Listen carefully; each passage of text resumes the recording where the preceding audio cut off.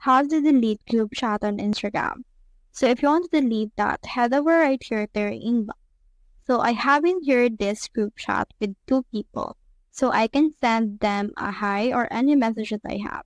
So if you want to delete them, you can head over and then just long press that particular conversation and then click on this delete option right here.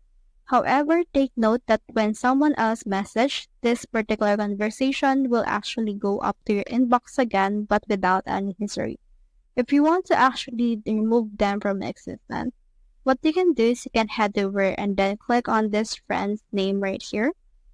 And then you can see in here the people. Now you can click on the three dots, click on this remove user. Now you can also click on the three dots and click on this remove user. And then as you can see right now, only me is the member. So once we have done that, you can actually just click on this and delete this.